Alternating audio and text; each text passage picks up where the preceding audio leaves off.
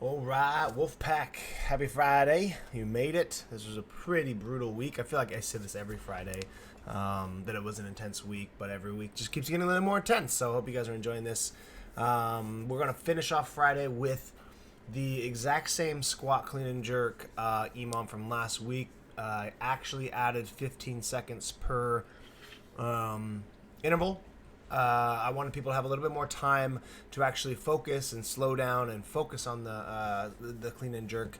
I feel like last week in the minute everything was so rushed and you were doing quick reps and quick split jerks and not having the opportunity to really set up in between reps. Focus on that last rep, what happened, what can we do better, and then make improvements for the next rep, especially on the triples and the doubles. So every 75 seconds for 9 sets, it works out to be something like, 12 minutes or something like that.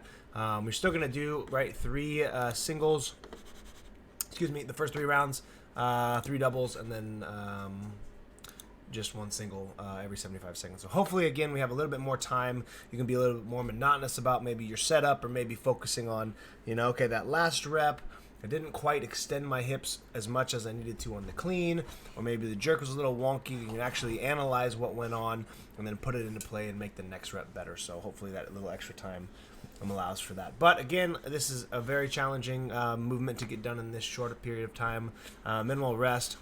So we got to make sure we're starting off with weights that you can, complete your squat, clean, and jerk.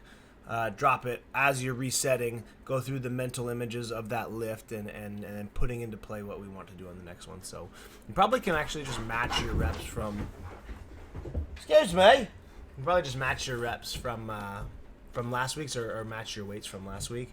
But I would say keep the first couple nice and light, feel it out, get a feeling for how the heart rate's going to feel with these triples because these seem to be the hardest, and then make your bigger weight jumps, in the 4 through 6 and the 7 through 9. And I think we should be pretty good here. But again, with the jerk, as it goes on throughout the Metcon, the legs get tired. You really have to over-exaggerate the hip extension.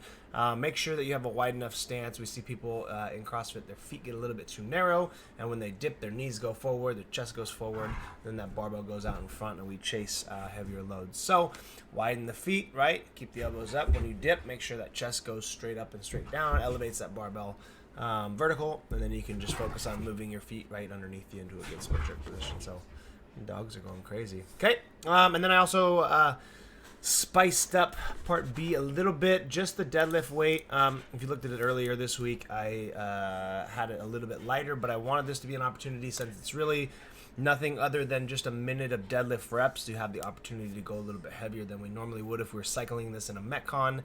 We want to use a little bit more movable weights or weights that we can move without having to give as much attention, but since this is just a minute of deadlifts and that's all you have to really focus on, I want you guys to challenge yourself a little bit on the weights. I think we should still aim for a weight that you can do. Realistically, you could do probably close to 8 to 10, but in this scenario, it might be advantageous just to pick 5s or 4s or something you can do. Drop it, rest 5 seconds, do another 5, drop it, We'll probably get more volume that way. It won't be as overly fatiguing as if you tried to do like a big set of 10, and then a 5 and then a 2, and that big set just added a ton of fatigue.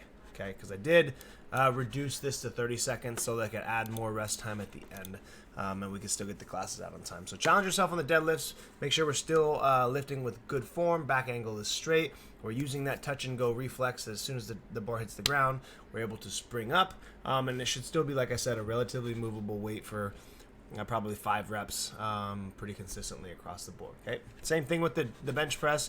You might be able to rip out a few more, but we've done some bench press in the last few weeks, so you should have a pretty good idea where, again, you could do something for 6 to 8 reps, rack it, try to do another 6 to 8 or something like that, and keep that going. But you're gonna realistically have to take some breaks in the bench press, most likely if we go a little bit heavier. Okay, 30-second rest, and then minute of wall balls. Okay, if you go in a minute unbroken of wall balls, guys are usually around 30 reps.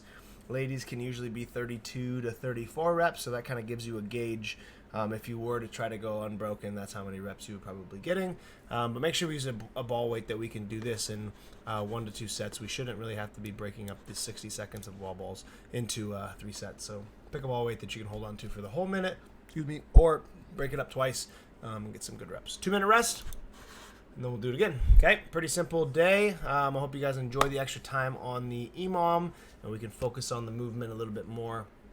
We get a little bit more out of it. If I don't see you, have a great weekend. If you have questions, let me know. If not, see you next week. Bye.